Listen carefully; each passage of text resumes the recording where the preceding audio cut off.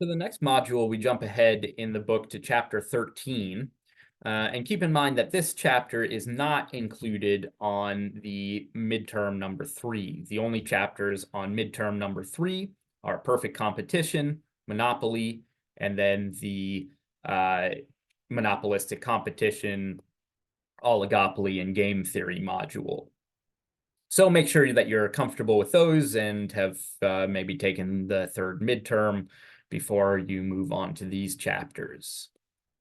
All right, so in this chapter, we're not going to introduce a new model, but instead we're going to sort of justify the existence of government in microeconomic models. And all the way back in our first couple of modules, we introduced tax in a market and what happens when a market is taxed, but we really didn't provide much justification for why there might be tax in a market. Okay, well, we also have set up in previous modules and perfect competition versus monopoly that the perfectly competitive market maximizes consumer surplus. And so we call the perfectly competitive market the efficient market. However, we also accept in economics that there may be certain markets that have market failures. And when there are market failures, the market will not be, if left to itself, efficient. All right, so the causes could include externalities, public goods, common pool resources. And while we've talked a little bit about those in previous modules, here now we'll focus on it more in the context of supply and demand. So an externality arises when an action or transaction affects a third party who is not involved in the transaction. Positive externalities provide benefits to others, and negative externalities are produced at a cost to others. So negative externalities, we often give the example of pollution, right? When a company or a producer pollutes, people who are not associated with that production are involved in costs, worse quality air or worse quality water. Positive externality could be like healthcare. More healthy people means less spread of disease, and so it provides benefits to people who are not actively using healthcare. All right, so externalities are when somebody who is not participating in the market is still subject to costs or benefits that occur from this market. So how do we show these on graphs? Well, a negative externality is going to be shown on the supply curve. It's going to be an extra cost to them in the market, which is not internalized. And if you remember, when we set up supply, we said that a producer will supply when the price is above their average variable cost. And so a supply curve just reflects the marginal costs, the marginal private costs for suppliers. And if they're not internalizing these extra costs in the market, then their actual costs here, the marginal social costs, we can call them, are higher. So what we're showing here is that the company, the producer, has these marginal costs, which they take into account. Those are the costs based on the inputs they're using and what they're producing. But then there's these extra costs to society due to pollution or whatever it might be that drive up the total costs to society. All right, so if left to its own devices in a negative externality market, the market will produce a quantity that is too high. We would like societally perhaps to have less pollution. And so in this case, what can we do to move the supply curve left to match the marginal social cost curve? Well, a government could tax in the market by the amount of the externality. Remember when we were talking about taxes, what did a tax do in a market? We showed the tax as a movement on the supply curve. We had our regular supply curve and then the supply plus tax curve. And the supply plus tax was shifted to the left, or a decrease in supply. And so that's exactly the idea here. If we're able to identify these extra social costs, in theory, a government could correct the externality by taxing by the amount of the extra costs. If we have a positive externality, we often show this on the demand side. right? So we have this extra social benefit. One's demand for goods and services is based off of the private demand, the private benefits that they get for consuming them, your utility. But there might be these extra social benefits when people consume more of the good. So how do we handle those? Well, the social benefits curve would be increased or shifted to the right of our private benefits, right? So this is, what do you call a tax if it's the other direction, when the government, instead of drawing money, is providing money? This is a subsidy. So in theory, the government could subsidize by the amount of the social benefit. And by doing that, they would move this demand curve to match the social demands. All right. So again, that's what we're seeing here. You've got this private cost curve. We've got additional social costs due to pollution. You could tax the producers by this amount. Otherwise, in this market, what this is showing here is that in the unregulated market, the market quantity of pollution is too high, and we get deadweight loss created. Normally, in the perfectly competitive market, there is no deadweight loss. We had deadweight loss in monopoly markets and monopolistic competition where there was some price setting power. But it is possible for deadweight loss to exist in perfectly competitive markets if there are externalities like this. So the theory behind this model is, suppose that society identifies some social costs or a negative externality. The government could, in theory, tax by the amount of the social costs, which would reduce this deadweight loss and get the market operating efficiently.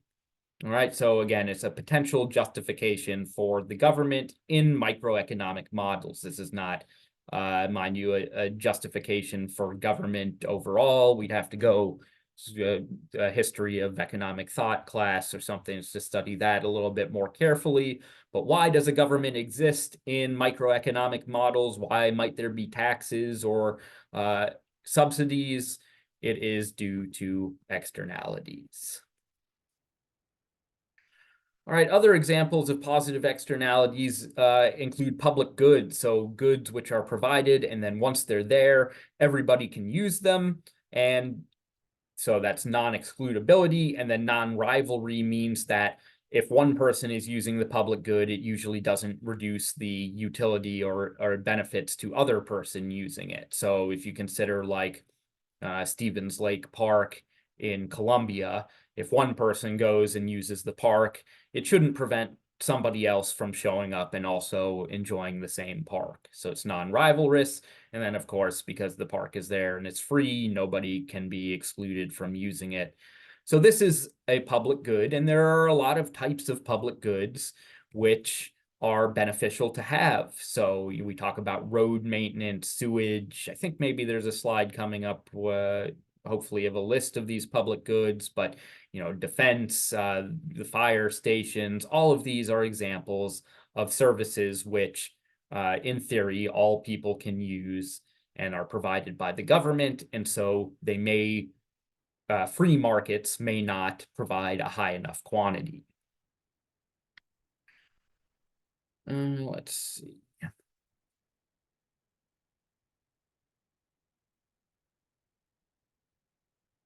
I think it's worthwhile to cover the tragedy of the commons, that overuse of these common pool or public resources. We talked about this non-rivalry, where one person showing up and using doesn't limit somebody else's ability to show up and use.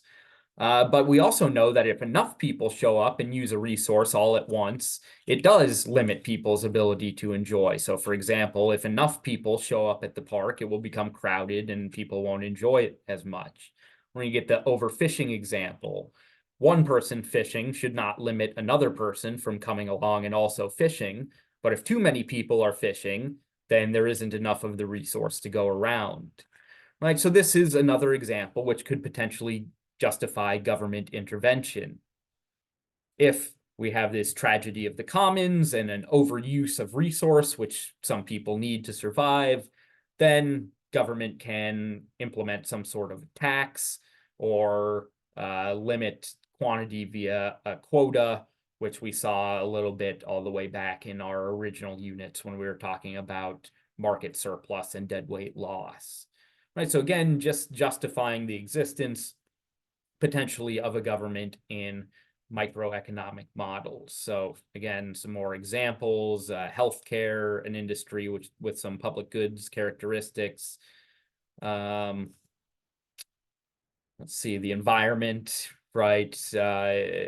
Also a public good, whether it be a public park or just like naturally wooded areas.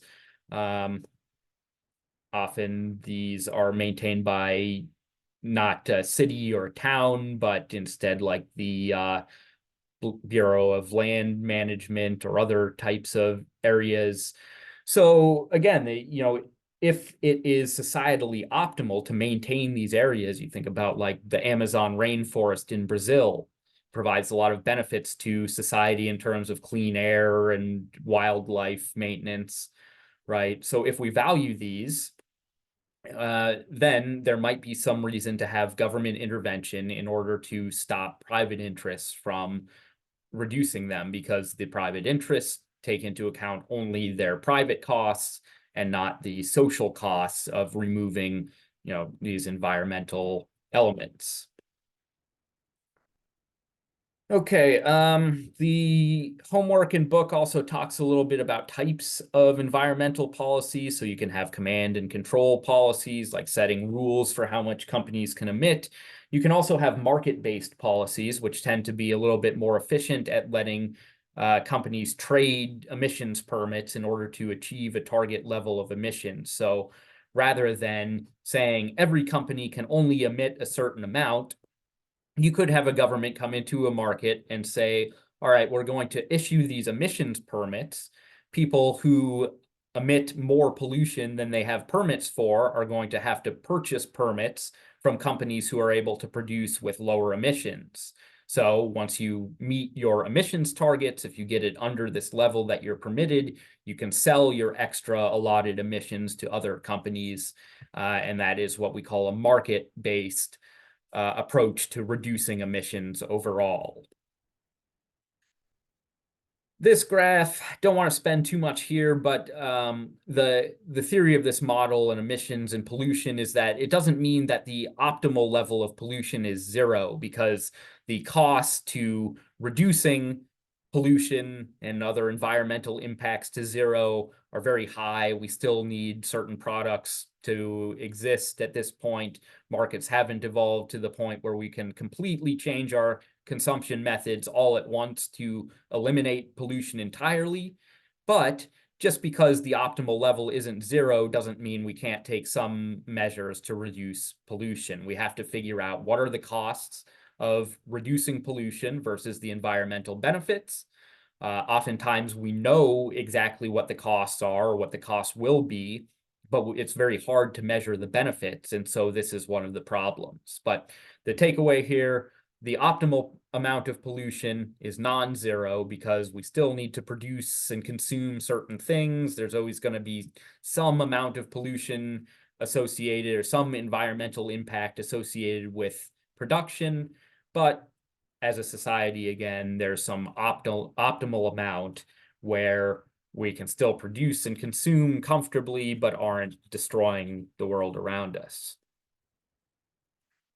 Right, again, we talked about these market-based policies, so these tradable permits or emissions taxes.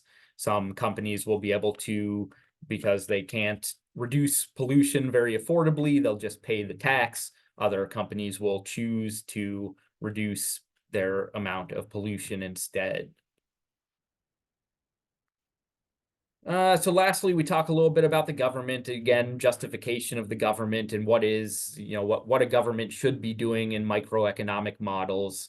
What is a government failure? A government failure would be in microeconomics when public policies do not bring about an optimal allocation of resources, or if the incentives of politicians in the government are not in line with the public interest. So we've talked about, what the government could do in microeconomic models successfully to increase producer and consumer surplus in the market. We also talk about some ways that the government could fail to do that. So much of the technology to reduce greenhouse gases is available, but some governments are reluctant to spend limited money today for benefits received in the future. Again, it ultimately comes down to voting, and we can talk about individual responsibilities. Individuals can reduce their impact, but individual behavior alone is not going to be enough to produce meaningful change. The 100 highest polluting companies are responsible for about 71% of total greenhouse gas emissions. And so at the individual level, we can all take steps depending on our preferences for environmental sustainability. However, in order to have meaningful impact, there's going to have to be some sort of government regulation in pollution and emissions.